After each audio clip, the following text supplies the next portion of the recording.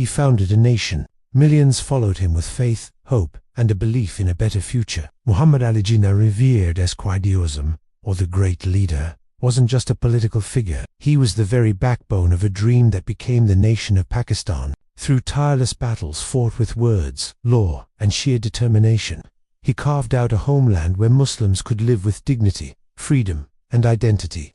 But just 1 year after its birth, in September of 1948, the new nation of Pakistan faced a crisis. Its founder, the man who had willed it into existence, was critically ill. Quaid-e-Azam was suffering from severe tuberculosis. His body was frail, exhausted from years of relentless struggle, yet his spirit remained unbroken. His sense of duty to the country he had created never wavered for a moment. Despite his rapidly deteriorating health, he continued to work, firmly believing that his nation needed him more than ever in its fragile infancy. His mind was still sharp, his will still iron, even as his body began to fail him. On the fateful day of September 11, 1948, a decision was made. Quaid-e-Azam needed urgent medical treatment that was only available in Karachi. He had to be moved from the cooler climate of Quetta. What should have been a meticulously planned, top-priority journey for the most important man in the entire country turned into a catastrophic failure. The ambulance carrying the father of the nation, a vehicle that should have been a lifeline, sputtered to a halt and broke down on a deserted, dusty road just outside Karachi. Imagine the scene. The founder of a nation, the man whose portrait would hang in every government office, was now stranded. There was no backup vehicle ready, no convoy, no dedicated medical team on standby. There was no emergency response protocol in place to help the ailing leader. For over an hour, an eternity for a man in his condition, Quaid-e-Azam remained stuck inside the hot, suffocating ambulance, under the relentless glare of the scorching sun. The road around him was silent, empty, and completely unforgiving.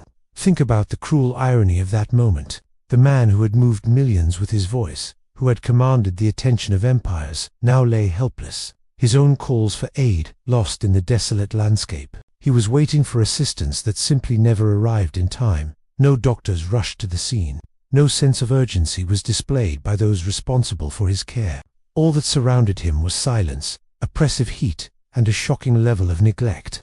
This wasn't just a simple mechanical failure of an old vehicle. It was a complete and utter failure of a system that proved incapable of protecting the very man who had given everything to build it from the ground up. By the time a replacement ambulance finally arrived and he was moved, the irreversible damage had been done.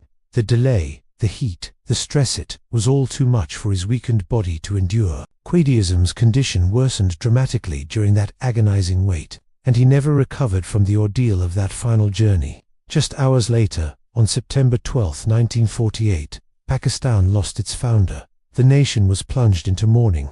Millions wept for the leader they had loved and followed. History recorded the somber death of a giant of the 20th century. But beneath the profound grief and the official ceremonies, a haunting question began to surface.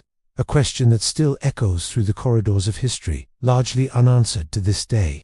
How could it be that the founder of a nation ended up abandoned on a roadside in his final hours? How did an entire country, its government, its institutions, fail the one man who had given them their very existence?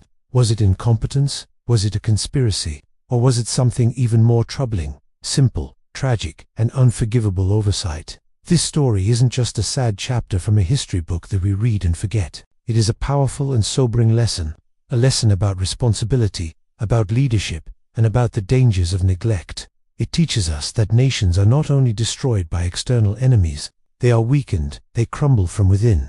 When they forget their heroes, when they fail to honor the people who sacrificed everything to build them. Quaid-e-Azam gave Pakistan his health, his strength, his career, and ultimately, his entire life. In return, in his most vulnerable moment, he was left waiting on a broken-down road, abandoned by the very state he had created.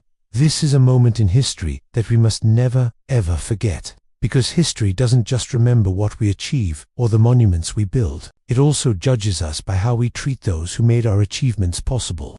It remembers the details, the final moments, and the promises we failed to keep. Thank you for watching. If this story moved you, please consider subscribing for more deep dives into the moments that shaped our world.